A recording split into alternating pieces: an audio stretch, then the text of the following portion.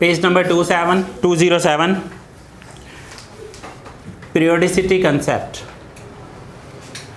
ना periodicity concept में जब हम अकाउंट करते हैं तो हमें अकाउंट के लिए एक पीरियड डिसाइड करना होता है। से एग्जांपल अभी जो ईयर चल रहा है ये 1 अप्रैल 2021 पर स्टार्ट हुआ है और 31 मार्च 22 पर पूरा हो जाएगा। सो ये है पीरियड। हमें अकाउंटिंग ईयर 1 साल के लिए करना होता है। ऐसा नहीं होगा कि अभी हमने ये लिया फिर नेक्स्ट ईयर मूड चेंज हो गया कि सोचा चलो कैलेंडर ईयर ले लेते हैं, जनवरी से लेकर दिसंबर तक, और फिर कभी देसी नामा वाला ईयर ले लिया दिवाली से लेकर नेक्स्ट दिवाली तक।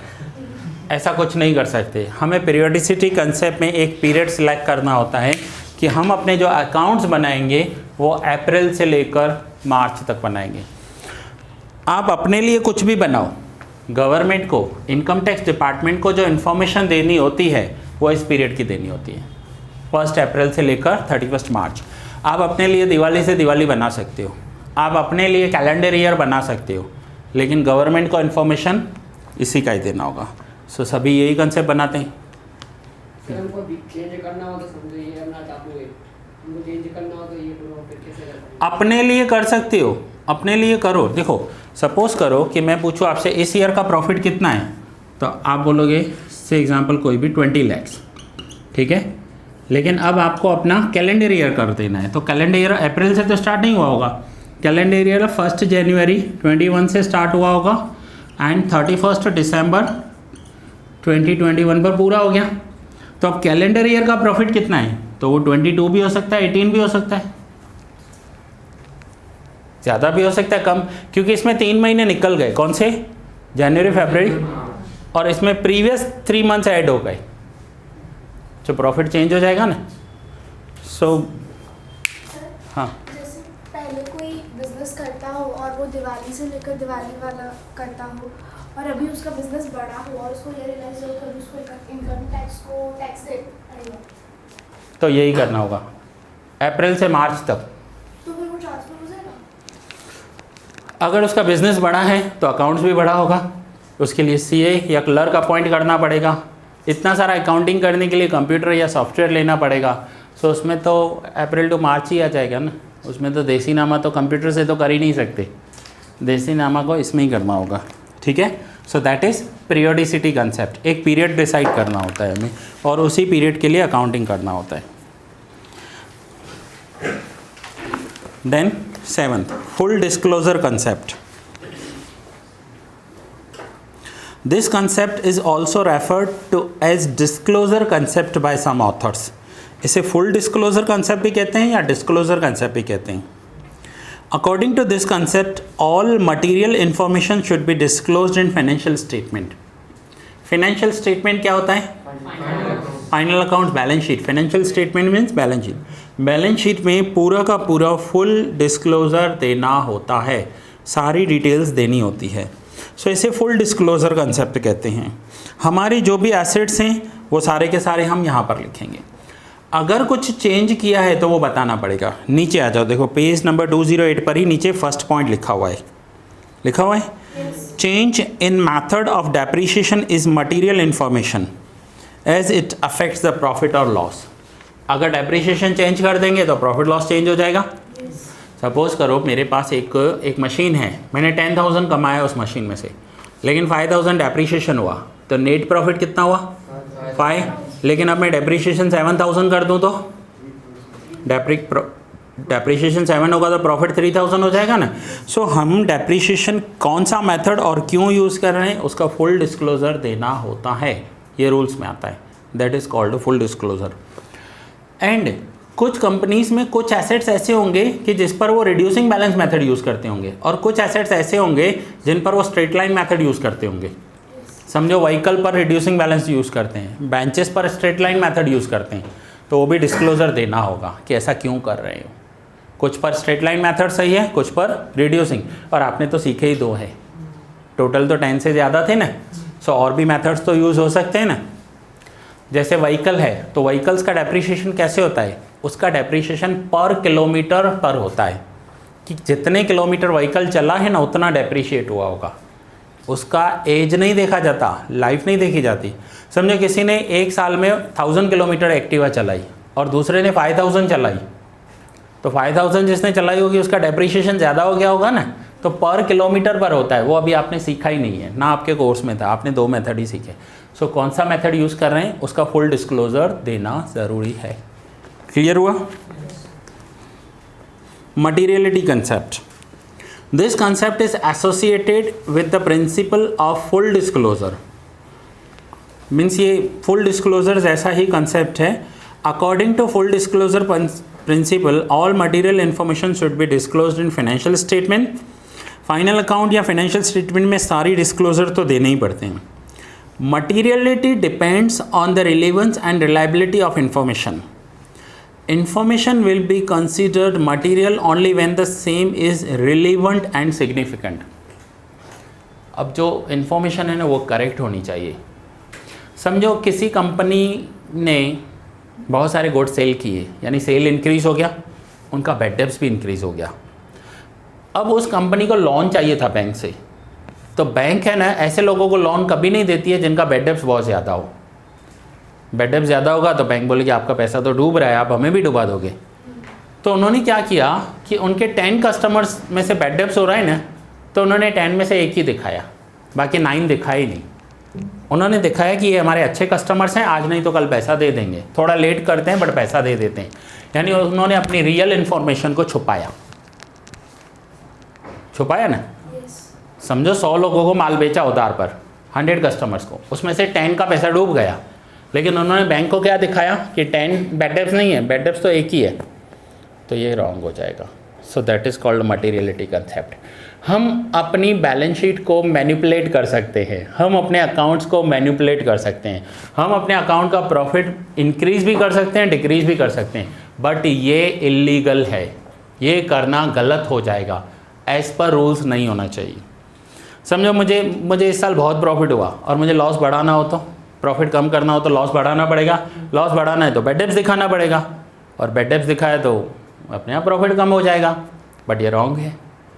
इसे कहते हैं अकाउंट्स के साथ छेड़छाड़ करना, रॉन्ग है, नहीं कर सकते। That is called materiality concept. Full disclosure concept में एक डाउट था, अभी आपने जैसे व्हीकल का एग्जांपल देके बताया, तो वैसे स्ट्रेट लाइन और रिड्यूसिंग बैलेंस मेथड में कोई एग्जांपल कि इनको अलग-अलग क्यों यूज किया जाता है?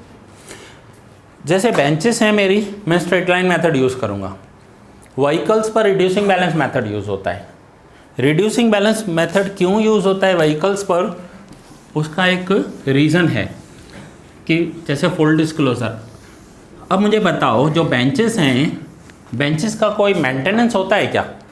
व्हीकल्स का मेंटेनेंस होता है? यस।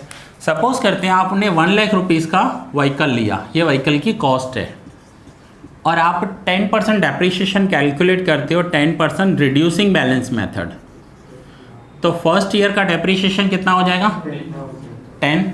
फिर 1 लाख में से 10,000 माइनस करेंगे तो 90। फिर सेकेंड ईयर का डेप्रिसिएशन कितना हो जाएगा? 9,000। तो बाकी कितना बचा? थर्ड ईयर का डेप्रिसिएशन कितना? 8,100।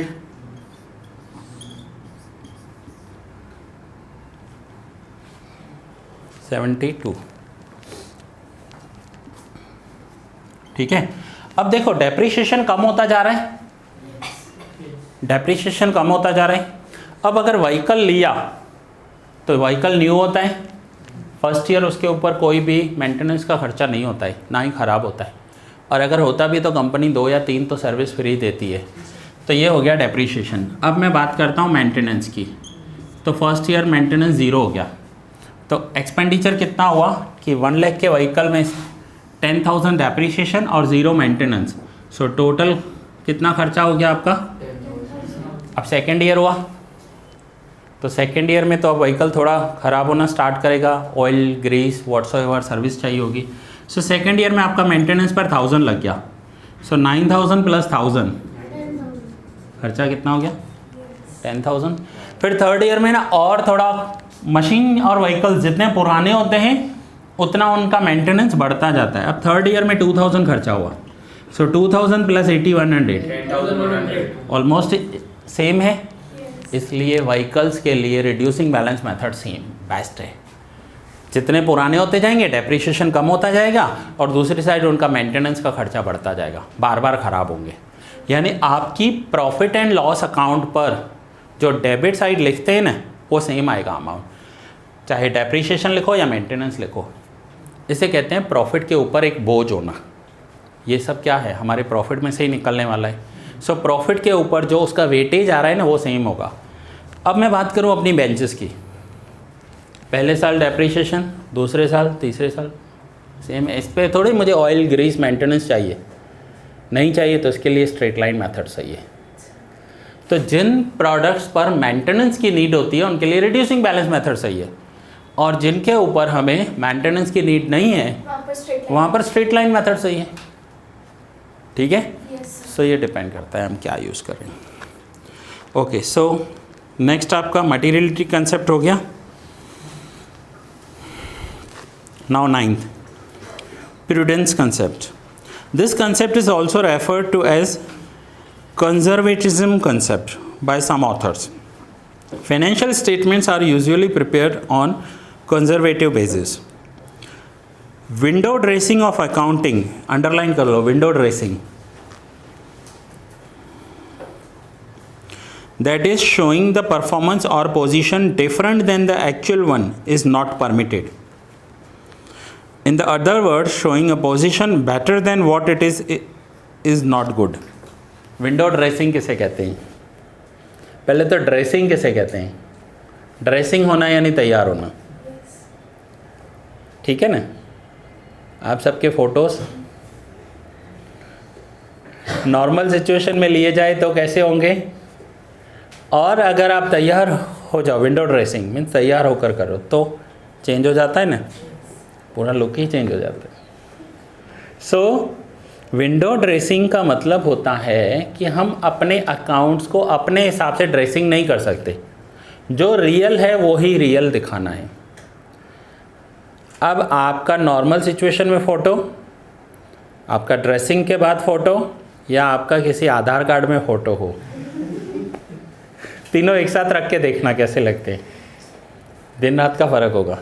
सो यहाँ पर हमें अकाउंट्स के साथ ड्रेसिंग नहीं करनी है। अगर सच है तो वो सच दिखाना है, चाहे वो प्रॉफिट की साइड हो या लॉस की साइड हो। कहने का मतलब फिर से अकाउंट्स के साथ छेड़छाड़ नहीं करनी है, जो ऑनेस्ट ही है वो ही दिखानी है। नहीं दिखाएंगे, आज हम अपना टैक्स बचा लेंगे, लेकिन आगे फ्यूचर में प्रॉब्लम हो जाएगी। फ्यूचर में ब्लैक मनी जनरेट हो गया और पकड़ा गया तो उसके साथ सज़ा भी होती है। इसके लिए आपने एक रेड मूवी देखी है, लास्ट में उसको जेल में डाल देते हैं। क्यों? क्योंकि बहुत सारा ब्लैक मनी में निकला। सो ब्लैक मनी कहीं से भी निकल जाएगा, कोई भी एक मिस्टेक हो जाएगी, ब्लैक मनी जनरेट हो जाएगी, या कोई एक मिस्टेक कर दी सो पकड़े जाओगे। So it will be better कि जो सच है वो दिखा दो। चाहे प्रॉफिट है, बहुत ज़्यादा प्रॉफिट किया है, अच्छी बात है, दिखा दो। गवर्नमेंट टैक्स लेगी, प्रॉफिट में से लेगी ना। एंड अगर बहुत ज़्यादा लॉस भी हो गया तो भी दिखा दो। यानी जो है दिखाना है, ड्रेसिंग नहीं करनी है अकाउंट्स को। अकाउंट्स की ड्रेसिंग तो सीए को पता चल जाती है ना? हाँ, तो सीए बताता नहीं है गवर्नमेंट को? सीए अपने क्लाइंट के साथ ऑनेस्ट रहेगा या गवर्नमेंट के साथ ऑनेस्ट रहेगा? समझो आपके सीए को पता है कि आपके पास 1 करोड़ रुपया ब्लैक मनी है, आप उसे हर साल 1 लाख रुपया फीस भी देते हो अपना अकाउंट करवाने। गवर्नमेंट को बता दिया, गवर्नमेंट रेड कर देगी, साल के 12 लगते हैं। किसके साथ हो? देखो, एक होता है कि एक ऑनेस्टी कंसेप्ट होता है। एक सीए को अपना फाइनेंशियल जो होता है ना, सीए को पता होता है कि इसकी कंपनी डूबने वाली है, ये कंटिन्यूस 3 साल से लॉस कर रहा है, भले BMW में घूम रहा है लेकिन आज नहीं तो कल इसका दिवाला निकलने वाला है, और उसे ये भी पता होता है कौन प्रॉफिट कर रहा है। सो सीए से हम कुछ छुपा नहीं सकते। दूसरा, आप डॉक्टर से कुछ नहीं छुपा सकते, उसे पता होता है कि क्या है। बट इसमें ऑनेस्टी कंसेप्ट क्या आता है कि डॉक्टर कभी भी देखना एक पेशेंट की डिजीज़ का डिस्कशन दूसरे के साथ नहीं करता, चाहे वो उसका जान पहचान वाला हो तो भी नहीं। समझो वो आपको पर्सनली जानता है, कोई भी डिजीज़ है, लेकिन ऐसा नहीं होगा कि आपका पड़ोसी जाएगा तो उसको बताएगा कि देखो उसको ये हुआ है, नहीं बताएगा, वो उसे सीक्रेट रखेगा। सो सेम हर एक प्रोफेशन में अपने अपने क्लाइंट के साथ सीक्रेट्स होते हैं, पता होते हैं, लेकिन ऑनेस्टी रखनी होती है, नहीं तो नहीं चलेगा। सो डॉक्टर्स किसी के भी मेडिकल रिपोर्ट्स दूसरे के साथ शेयर नहीं करते, उसको करना है तो करे जाके, बाकी डॉक्टर तो नहीं करेगा। एडवोकेट किसी के सीक्रेट शेयर नहीं करेगा दूसरे क्लाइंट के साथ, सेम सीए भी नहीं करेगा। ठीक है, सर सीए को मतलब गवर्नमेंट को पता है कि सीए ऐसा करता है, तो गवर्नमेंट सीए के ऊपर कोई चार्ज नहीं लगाती? क्यों लगाएगी? उसने कुछ गलत किया क्या? आज अगर कोई भी पर्सन, समझो एक एडवोकेट है, उस एडवोकेट के किसी क्लाइंट ने मर्डर किया है, तो उसका चार्ज उस बंदे पे लगेगा जिसने मर्डर किया है, या जो उसका एडवोकेट है उसको सजा दे देंगे? समझो वो भाग गया कल, तो जज क्या करेगा? एडवोकेट को पकड़ेगा कि वो आपका क्लाइंट था, चलो अब आपको फांसी चढ़ा देते हैं। ऐसा नहीं होता है। क्लाइंट का अपना काम है और बीच में प्रोफेशनल है, उसका अपना काम है, उसको क्या करेंगे? Cost concept next is 10th, cost concept. According to the cost concept, transactions will be recorded in the books of account at their monetary cost of acquisition. In the other words, if there is cost, the transaction will be recorded at cost at which the transaction has taken place and not any more or less value. समझो आपने market से कुछ भी purchase किया, जैसे example gold purchase किया आपने, okay. अब वो गोल्ड आपने 50,000 में परचेज़ किया, बाद में उसका वैल्यू 49 हो गया या बाद में उसका वैल्यू 51 हो गया। आपने कितने में परचेज़ किया? बिल कितने का बनेगा? पेमेंट कितना करोगे? तो आप 50 पर ही रिकॉर्ड करोगे। आपके ख़रीदने के बाद वो 49 हो गया या 51 हो गया, वो आपका मैटर नहीं है। आपका बिल बनेगा 50 का और आज आप 50 ही पेमेंट करोगे। ऐसा होता है ना, प्राइस चेंज हो जाते हैं, पेट्रोल के प्राइस रोज़ चेंज होते हैं, गोल्ड के प्राइस रोज़ चेंज होते हैं। आपने कल एक ड्रेस लिया था 1000 रुपीज़ में, आज एक ऑफ़र निकल गया बाय 1 गेट 1 फ्री। सो आज 1000 में 2 मिलेंगे। सो कल वाले ड्रेस जो लिया था उसका 1000 रुपीज़ ही गिनोगे, और आज वाला जो ड्रेस लिया ना उसका 500 गिनोगे, भले वो सेम हो। ठीक है, सो जिस प्राइस पर लिया है उसी प्राइस पर, क्योंकि उसी प्राइस का बिल बनेगा और उतना ही पेमेंट भी करना है, ये रूल्स है। ठीक है, now 11th is dual concept. अब ड्यूअल कंसेप्ट के अकॉर्डिंग ये आपका जो पूरा अकाउंटिंग सिस्टम है ना, ये ड्यूअल एंट्री अकाउंटिंग सिस्टम है, डबल एंट्री अकाउंटिंग सिस्टम कहते हो। जितना डेबिट करोगे उतना ही क्रेडिट करोगे। अगर आपने 1000 रुपीज़ में कोई प्रोडक्ट बेचा है तो आप एंट्री करोगे cash account debit to sales account, दोनों में क्या लिखोगे? 1000। ओके, सो कभी आपने ऐसी कोई एंट्री देखी है कि cash account debit to sales account, अब कैश में 1000 लिखा, सेल्स में भी 1000, ये करेक्ट है, लेकिन कैश में 1000 लिखा और सेल्स में 900 लिखा हो, ऐसी कोई एंट्री देखी है? नहीं। So that is dual concept. कोई भी इफेक्ट करोगे तो डबल इफेक्ट होगा। कैश पर है तो कैश टू सेल्स, समझो क्रेडिट पे गुड सेल किए मिस्टर ए को, तो एंट्री क्या होगी? मिस्टर ए टू, दोनों कंडीशन में आपने डबल एंट्री की तो हमेशा डबल एंट्री होगी। That is called dual entry accounting system. ठीक है, सो ये 11 कंसेप्ट ही आपके कोर्स में है, फर्स्ट 11, बाकी के आपके कोर्स में नहीं है। सो ये चैप्टर आपका कंप्लीट हुआ यहाँ पर। अब आप रीड कर लो एंड कुछ डाउट है तो वो क्लियर कर लो।